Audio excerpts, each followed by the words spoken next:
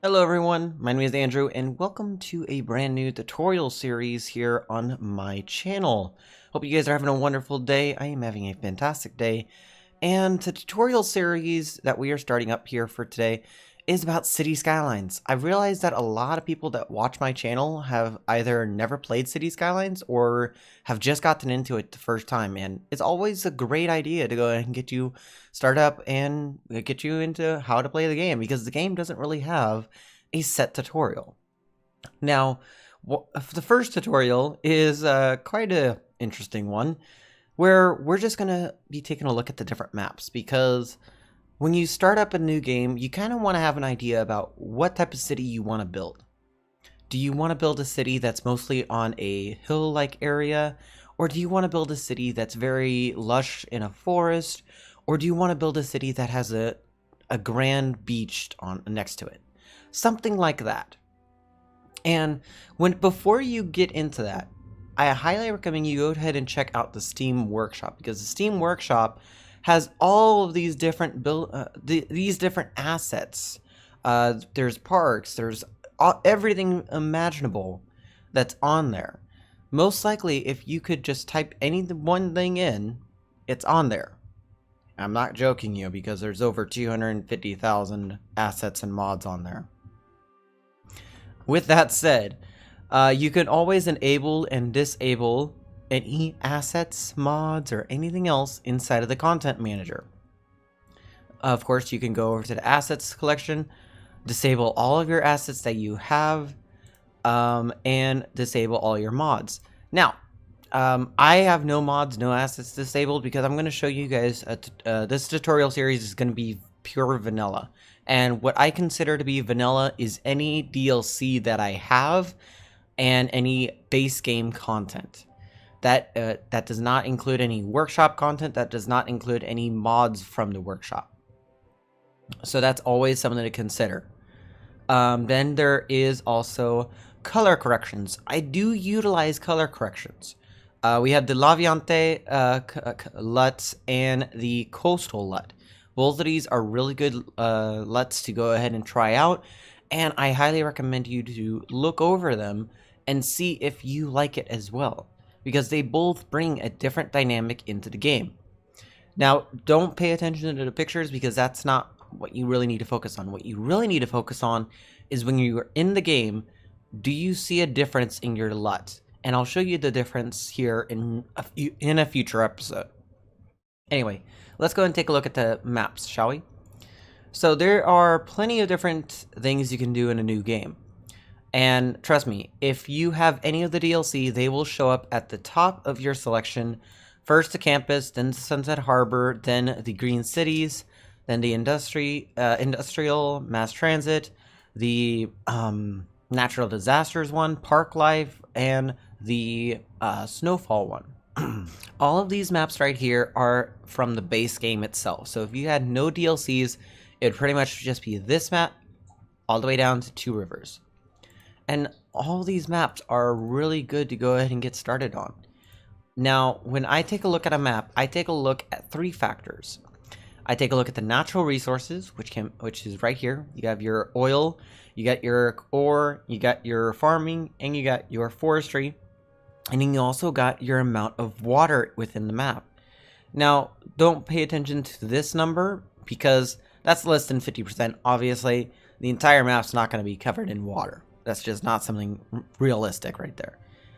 The second thing is your outside connections. Do you have all the outside connections within this map? And is it within a buildable area? Because the game recognizes that if you're building on this map, are any of the connections within the 25 tile area in the center of the map? That's what the game looks forward to. And most of the time, it is. Most of the time it is. So, like, for instance, this one has all the different connections, and I bet you if you were to look around here, you would see that there is a map or two that doesn't have all connections. Now, sometimes like this one right here, doesn't have any sea connections. So, see that? No ship connections is what it says. So that's something to bear in mind. You always want to take a look at the connections for the map. Sometimes if it doesn't have a connection, you might want to steer away from it because that loses out on some of the many different things that you can do within it. And then the second thing is the suitable area for building. This is always going to be a percentage of how much of the map actually has a buildable value, such as in Two Rivers has 78% buildable area. Kind of makes sense why they don't have a ship connection. Okay. Shady Strands has 57%, so it drops down real sharply right there. Sandy Beach has 63, River Run 76. So you just gotta take a look to see which ones you want to go ahead and look with. Some of them will even drop below 50%. And normally I'd say go and shy away from the 60% ones because they will always, like, they're always not going to be the real suitable because you're not going to be able to build a large city on it. And when I refer to large city, I am referring to a city with 60,000+. Okay. I'm just trying to find a city like right here. The archipelago, 21%. 21% population. There is no train connection.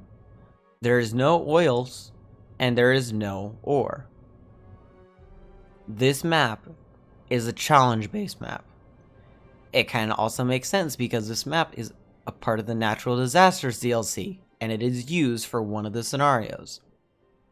So, take it with a grain of salt about what you will actually be doing with the game. Like, take a look at the buildable area on it. Make sure that you're selecting an area that actually looks pretty nice. And I'm just taking a look to see if there's any other maps that are similar to it.